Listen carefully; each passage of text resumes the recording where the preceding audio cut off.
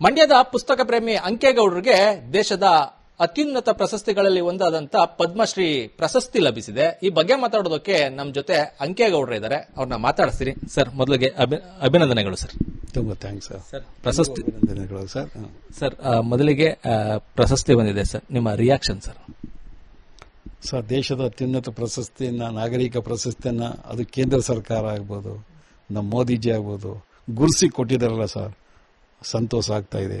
ಅವರಿಗೆ ಈ ಮುಖಾಂತರವಾಗಿ ಅಭಿನಂದನೆಗಳನ್ನು ಸಲ್ಲಿಸ್ತೇನೆ ಸರ್. Thank you sir. ನಿಮ್ಮ ಪುಸ್ತಕ ಮನೆ 20 ಲಕ್ಷಕ್ಕೂ ಹೆಚ್ಚು ಪುಸ್ತಕಗಳಿದೆ ಸರ್. ಹೇಗೆ ಸಾಧ್ಯ ಆಯಿತು ಸರ್ ಇದು?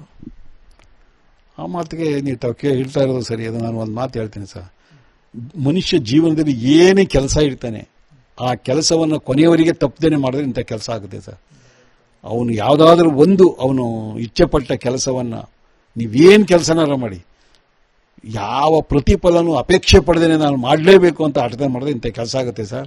ಅಲ್ಲಿ ದುಡ್ಡು, ಕಾಸು, ಹಣ ಯಾವುದೂ ಅಡ್ಡ ಬರಲ್ಲ ಸರ್. ಆ ಕಾಲಕ್ಕೆ ಅದನ್ನು ಒದಗಿಸೋ ಒಂದು ಸೃಷ್ಟಿ ನಿಯಮ ಇರುತ್ತೆ ಸರ್.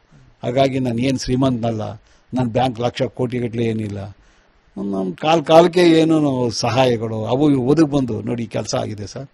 ಅದೊಂದು ಗುಟ್ಟೇನು ಅಂತಂದ್ರೆ, ಯಾವ ಕೆಲಸವನ್ನ ಯಾರೇ ಆಗಲಿ ಸತತವಾಗಿ ಶ್ರದ್ಧೆಯಿಂದ ಯಾವ ಪ್ರತಿಫಲನೂ ಅಪೇಕ್ಷೆ ಮಾಡ್ಕೋದ್ರೆ ಈ ಕೆಲಸಗಳಾಗ್ತದೆ ಸರ್. ಅದನ್ನು ಮಾಡಿದ್ದೀನಿ ಸರ್. ಸರ್, ಕೆಲವರು ಪುಸ್ತಕ ಸಂಗ್ರಹ ಮಾಡೋರು ಸಾಕಷ್ಟು ಜನ ಇದ್ದಾರೆ. ಅಂದ್ರೆ 100 ಸಂಖ್ಯೆ, 1000 ಸಂಖ್ಯೆಯಲ್ಲಿ ಇರ್ತದೆ. ಆದರೆ ಲಕ್ಷಾಂತರ ಸಂಖ್ಯೆ, 20 ಲಕ್ಷ ಮೀರಿದೆ. ಯಾಕಾಗಿ ಸರ್ ಈ ತರದೊಂದು ಪ್ರತಿಜ್ಞೆ ಮಾಡಿದ್ರಿ? ಈ ತರದೊಂದು ಪ್ರೇಮ ಪುಸ್ತಕದ ಮೇಲೆ ನಿಮಗೆ ಬಂತು ಅಂತ? ಸರ್, ಯಾವುದೇ ಕೆಲಸ ಮಾಡಿದ್ರೆ ಅದೇ ಸರ್, ಜಗತ್ತು ನೋಡುವಂಗೆ ಮಾಡಬೇಕು. ಅದು ಆಗ ಅದಕ್ಕೆ ಒಂದು ಇದು ಸಿಕ್ಕೋದು. ನನಗೆ ಗೊತ್ತಿತ್ತು ಯಾವುದೋ ಒಂದು ಬೇರೆ ಬೇರೆ ಒಂದೊಂದು ಇದಿಟ್ಕೊಂಡಾಗ ಅದು ಇದಾಗಲ್ಲ ಸರ್. ಈ ಗ್ರಂಥಾಲಯದ ವಿಶೇಷ ಅಂತಂದ್ರೆ ಎಲ್ಲವೂ ಇದೆ ಇಲ್ಲಿ. ನೋಬೆಲ್ ಪ್ರಶಸ್ತಿ ಪುಸ್ತಕದಿಂದ ಹಿಡಿದು ಒಂದು ರಂಗೋಲಿ ಅಡುಗೆ ಪುಸ್ತಕದವರೆಗೆ ಇಲ್ಲಿ ಎಲ್ಲವೂ ಇದೆ. ಇಂಥದ್ದಿಲ್ಲ ಅನ್ನುವಂಗಿಲ್ಲ. ಇದನ್ನು ಗುರಿ ಇಟ್ಕೊಂಡೇ ಮಾಡಿದೆ ಸರ್. ಎಲ್ಲಕ್ಕಿಂತ ಮುಖ್ಯವಾಗಿ ನಮ್ಮ ವಿದ್ಯಾರ್ಥಿಗಳಿಗೂ ಯಾವಾಗಲೂ ಈ ಕಾಂಪಿಟೇಟಿವ್ ಎಕ್ಸಾಮ್ಗಳಲ್ಲಿ ಬಹಳ ಹಿಂದುಳಿದಿದ್ರು. ಅದರಲ್ಲೂ ನಮ್ಮ ಮಂಡ್ಯ ಜಿಲ್ಲೆ ಅಂದರೆ ಲಾಸ್ಟಲ್ಲಿ ಬರೋದು ನಿಮಗೆ ಗೊತ್ತಿದೆ. ಇಲ್ಲ, ಮಂಡ್ಯ ಲಾಸ್ಟ್ ಅಲ್ಲ, ಈ ಮಂಡ್ಯ ಇಡೀ ಕರ್ನಾಟಕ ಅಲ್ಲ, ಭಾರತ. ಮಂಡ್ಯ ಅಂದ್ರೆ ಇಂಡಿಯಾ, ಇಂಡಿಯಾ ಅಂದ್ರೆ ಮಂಡ್ಯ ಅನ್ಬೇಕು, ಆ ಥರದಲ್ಲಿ ಆಗಬೇಕು ಅಂತ ಅನ್ನೋದೊಂದು ಇದು ಗುರಿ ಇಟ್ಕೊಂಡು ಮಾಡಿದ್ದೀನಿ. ಇವತ್ತು ಮಂಡ್ಯ ಜಿಲ್ಲೆ ಅಲ್ಲ, ಇಂಡಿಯಾನೇ ನೆನ್ಕೋಬೇಕು ಮಂಡ್ಯ ಏನು ಅಂತ. ಅದು ನನಗೆ ತೃಪ್ತಿ ಇದೆ ಸರ್. ನೀವು ಓದಬೇಕಾದ್ರೆ ಪುಸ್ತಕಗಳು ನಿಮ್ಮ ಕೈ ಸೇರಬೇಕಂದ್ರೆ ಎಷ್ಟು ಕಷ್ಟ ಆಯಿತು ಸರ್? ಸಿಗ್ತಾನೆ ಇರಲಿಲ್ಲ ಸರ್. ದುಡ್ಡಿದ್ರೆ ಪುಸ್ತಕ ಸಿಗ್ತಿರಲಿಲ್ಲ, ಪುಸ್ತಕ ಇದ್ರೆ ದುಡ್ಡು ಸಿಗ್ತಿರ್ಲಿಲ್ಲ ಅಂತ ಕಾಲ. ಅದೇ ನನಗೆ ಪಾಠ ಕಲಿಸೋದು ಸರ್. ನಾವು ಯಾಕೆಂದ್ರೆ ಓದಿಗೆ ಪುಸ್ತಕ ಇಲ್ಲ, ಅವ್ರಿಗೆ ಪುಸ್ತಕ ಏನಾದ್ರು ಕೊಟ್ಟರೆ ಇಲ್ಲೇ ಓದ್ಬಿಟ್ಟು ಇಲ್ಲೇ ಇಟ್ಬಿಡ್ಬೇಕು ಅಂತ ಅಲ್ಲೇ ಕೊಂಡು ಸೋಸಿ ಪುಸ್ತಕ ಇಸ್ಕೊಬಿಡೋರು ಅಂತ ಕಾಲ. ಈ ಪುಸ್ತಕದಲ್ಲಿ ಏನಿಷ್ಟು ಮಹತ್ವ ಇದೆ ಅನ್ನೋದು ನನ್ನ ಮೈಂಡ್ ಮೇಲೆ ಬೀಳ್ತು. ಆಗ ಇಲ್ಲ, ಜಗತ್ತಲ್ಲಿ ಯಾವ ಹಣನೂ ಬೇಡ, ಯಾವ ಕಾಸು ಬೇಡ, ಏನು ಬೇಡ. ಜಗತ್ತಲ್ಲಿರೋ ಎಲ್ಲಾ ಜ್ಞಾನನೂ ಕ್ರೋಢೀಕರಿಸಿ ಒಂದೇ ಸೂರಿನಲ್ಲಿ ಸಿಗಬೇಕು. ನಮ್ಮ ಮಕ್ಕಳು ಅದನ್ನ ಪ್ರೀತಿಯಿಂದ ಒಂದು ಮನಸ್ಸಿನ ಪ್ರೀತಿ ಇಟ್ಕೊಂಡು ಓದಬೇಕು ಅನ್ನೋದಿತ್ತು. ಅದನ್ನು ನಿರ್ವಹಿಸಿದ್ದೀನಿ ಸರ್. ಇವತ್ತಿನವರೆಗೂ ಮಕ್ಕಳಿಂದ ಯಾವ ಫೀಸು ವಸೂಲು ಮಾಡಲ್ಲ, ಯಾವುದು ಮೆಂಬರ್ಶಿಪ್ ಇಲ್ಲ, ಏನಿಲ್ಲ. ಅವ್ರು ಕುಣಿದಾಡ್ಕೊಂಡು ಹೋಗ್ತೇವೆ, ಆ ಖುಷಿನೇ ಒಂಥರ ಸರ್. ಸರ್, ಈಗ ಯಾವಾಗಲಿಂದ ಆರಂಭ ಆಗಿದ್ದು ಸರ್? ಎಷ್ಟನೇ ವರ್ಷದಿಂದ ಆರಂಭ ಆಯಿತು ನಿಮ್ಮ ಪುಸ್ತಕ ಸಂಗ್ರಹ? ಸರ್, ನಾನು 22ನೇ ವಯಸ್ಸದಲ್ಲಿ ಶುರು ಮಾಡಿದೆ ಸರ್. ನನಗೀಗ 78 ವರ್ಷ. ನನಗೆ 77 ತುಂಬ 78 ನಡೀತಾ ಇದೆ. ಬಹುಶಃ ನಾನು 52-53 ವರ್ಷಗಳ ಕಾಲ ಸತತವಾಗಿ ಈ ಕೆಲಸ ಮಾಡಿದ್ದೀನಿ ಸರ್. ನಿಮ್ಗೆ ನಿಜ ಹೇಳಬೇಕು ಅಂದ್ರೆ, ಅದರಲ್ಲೂ ನಾನು ರಿಟೈರ್ಡ್ ಆದಮೇಲೆ ನಾನು ಬೆಳಿಗ್ಗೆಯಿಂದ ಹಿಡಿದು ರಾತ್ರಿ 12 ಗಂಟೆಗಿಂತ ಹಿಂದೆ ಯಾವತ್ತೂ ಮಲಗಿಲ್ಲ ಸರ್. 12-1 ಗಂಟೆ ಆಗುತ್ತೆ.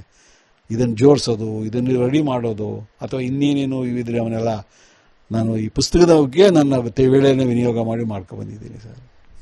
ಯಾವ ಯೂನಿವರ್ಸಿಟಿಯಲ್ಲೂ ಇಷ್ಟೊಂದು ಬುಕ್ ನೋಡೋದಕ್ಕೆ ಸಾಧ್ಯನೇ ಇಲ್ಲ ಖಂಡಿತ.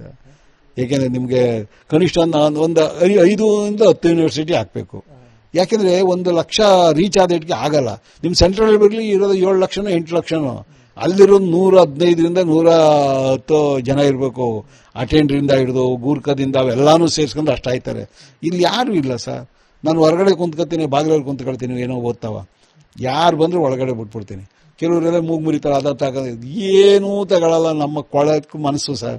ಸುಮ್ಮನೆ ಬಿಡಬೇಕು ಓದಿಕೆ. ಅವ್ರಿಗೆ ಒಂದು ಕಿವಿ ಮಾತು ಹೇಳೋದು, ಏನು ನೀನೇನು ತಗತಿ ಅಲ್ಲೇ ಇಡಬೇಕು ಫ್ರೆಂಡೇ ಅಂತ, ಅಷ್ಟೇ ಸಾಕು. ಯಾರು ಒಬ್ರು ಇರ್ತಾರೆ, ಬಾಕಿಯೆಲ್ಲ 99 ಭಾಗ ಅರ್ಥ ಮಾಡ್ಕೊಳ್ತಾರೆ. ಒಂದು ನನಗೆ ಸಮಾಧಾನ ಇದೆ ಸರ್. ಅದೇನು ಅಂದರೆ, ಸುಮಾರು ಮಕ್ಕಳುಗಳು ಇವತ್ತು KS ಮಾಡಿರ್ಬೋದು, IAS ಮಾಡಿರ್ಬೋದು, ಬೇರೆ ಬೇರೆ ಕ್ಷೇತ್ರದಲ್ಲಿ ಇವತ್ತಿದಿರ್ಬೋದು, ಅವರೆಲ್ಲ ಈ ಗ್ರಂಥಾಲಯವನ್ನು ಬಳಸ್ಕೊಂಡಿದ್ದಾರೆ ಸರ್. ಅವರಿಂದ ನಾನು ಯಾವ ನಿರೀಕ್ಷೆನೂ ಮಾಡಿಲ್ಲ. ಅವರಿಂದ ನನ್ನ ಗ್ರಂಥಾಲಯದ ಓದಿ ಅಂತ ಹೋಗ್ಬಿಟ್ಟು ಅವ್ರ ಹತ್ರ ಹೋಗಿ ನೀನು ಒಂದು ಅದು ಕೊಡಿಸು ಇದು ಕೊಡಿಸು ಆಲ್ಮೇಲೆ ಕೊಡಿಸು ಅದೇನೂ ಹೇಳಿಲ್ಲ ಸರ್. ಎಲ್ಲ ಅವ್ರಿಗೆ ಬಿಟ್ಟು ಖುಷಿ ಆಗುತ್ತೆ ನಮ್ಮ ಮಕ್ಕಳು ಈ ಜಾಗದಲ್ಲಿ ಓದಿದಾರಲ್ಲ ಅಂತ ಹಾಗೆ ಮಾಡ್ಕೊಬಂದಿದ್ದೀನಿ ಸರ್.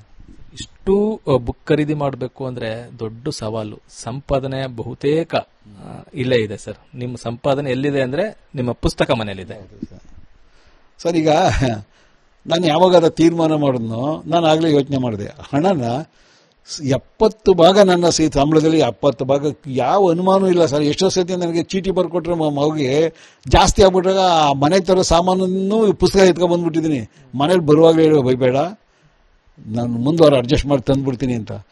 ಹಾಗಾಗೋದು ಕನಿಷ್ಠ 70ರಿಂದ 80 ಭಾಗ ಪುಸ್ತಕ ಹಾಕಿದ್ದೀನಿ ನಾನು 33 ವರ್ಷ. ಅಷ್ಟು ಸಾಕಾಗಲ್ಲ. ನಾನು ಮೈಸೂರಿದ್ದ ಸೈಟು ಇವತ್ತು 3-3.5 ಕೋಟಿಗೆ ಹೋಗುತ್ತೆ. ಸಂಕ್ರಾಂತಿ ಸರ್ಕಲಲ್ಲಿ 2ನೇ ಇದು ಹೆಬ್ಬಾಳು 2ನೇ ದೊಡ್ಡ ಸೈಟ್ ಅದು. 60-40 ಆಗಿಂದ ಆಶಾ ಮಂದಿರದು ಅದನ್ನೆಲ್ಲ ಮಾರಾಟ ಮಾಡಿದ್ದೀನಿ ನಾನು. ಆಗಲಿ ಸುಮಾರು 12 ವರ್ಷದಲ್ಲೇ ಮಾಡಿದೆ ಸರ್. ಅಲ್ಲಿ 15 ವರ್ಷ ಆಯ್ತು. ಎಲ್ಲ ಇಲ್ಲೇ ಸರ್, ಎಲ್ಲ ಇಲ್ಲ. ಯಾವುದು ನೀವು ನೋಡ್ತಾ ಇದ್ದೀರಿ ನೋಡಿ, ಒಂದು ಮನೆ ಅಂತ ನಾನೇ ಮಾಡಿಲ್ಲ, ಒಂದು ನಾನು ಸ್ವಂತ ಅಂತ ಏನೂ ಇಲ್ಲ ಸರ್. ಎಲ್ಲ ಇದೆಯಾ. ನನಗೆ ಈ ಗ್ರಂಥಾಲಯವೇ ದೇವರು, ಈ ಗ್ರಂಥಾಲಯವೇ ನನ್ನ ಆಶ್ರಯ. ಯಾವುದು ಏನಿಲ್ಲ ಸರ್. ಇನ್ನೊಂದು ಹೇಳ್ತಾರೆ ಅಲ್ಲ, ನೀವು ಹೆಂಗೆ ನೀವು ಆರೋಗ್ಯವಾಗಿದ್ದೀರಿ ಇದನ್ನ ಈ ಔಷಧಿ ಕುಡ್ಕೊಂಡು ಅಂತಾರೆ. ಅದೆಲ್ಲ ಭಗವಂತನ ಇಚ್ಛೆ ಸರ್. ನಮ್ಮ ಮನಸ್ಸು ಒಂದು ಸರಿಯಾಗಿದ್ದರೆ ಇದೆಲ್ಲ ಏನೂ ಆಗಲ್ಲ. ಹಾಗಾಗಿ ನಾನೀಗ 78 ವರ್ಷಕ್ಕೆ ಬಂದಿದ್ದೆ ಹಿಂಗಿದ್ದೀನಿ ಅಂದರೆ ಆ ಸರಸ್ವತಿಯ ಒಂದು ಕೃಪೆ.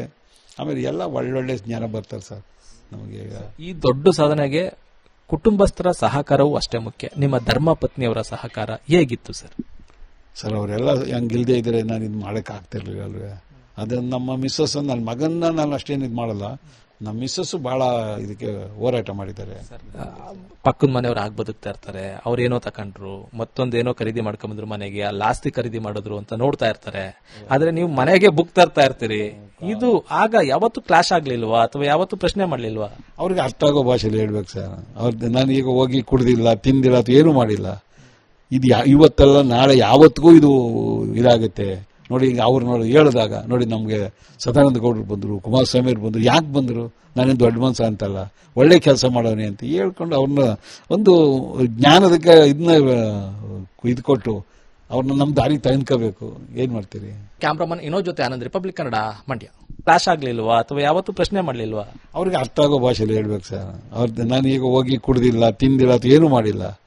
ಇದು ಇವತ್ತಲ್ಲ ನಾಳೆ ಯಾವತ್ತಿಗೂ ಇದು ಇದಾಗುತ್ತೆ ನೋಡಿ. ಈಗ ಅವ್ರು ನೋಡಿ ಹೇಳಿದಾಗ ನೋಡಿ, ನಮಗೆ ಸದಾನಂದ ಗೌಡರು ಬಂದರು, ಕುಮಾರಸ್ವಾಮಿ ಅವ್ರು ಬಂದರು. ಯಾಕೆ ಬಂದರು? ನಾನೇನು ದೊಡ್ಡ ಮನುಷ್ಯ ಅಂತಲ್ಲ, ಒಳ್ಳೆ ಕೆಲಸ ಮಾಡೋನೆ ಅಂತ ಹೇಳ್ಕೊಂಡು ಅವ್ರನ್ನ ಒಂದು ಜ್ಞಾನದಕ್ಕೆ ಇದನ್ನ ಇದು ಕೊಟ್ಟು ಅವ್ರನ್ನ ನಮ್ಮ ದಾರಿ ತಂದ್ಕೋಬೇಕು. ಏನ್ ಮಾಡ್ತೀರಿ? ಕ್ಯಾಮ್ರಾಮನ್ ವಿನೋದ್ ಜೊತೆ ಆನಂದ್, ರಿಪಬ್ಲಿಕ್ ಕನ್ನಡ, ಮಂಡ್ಯ.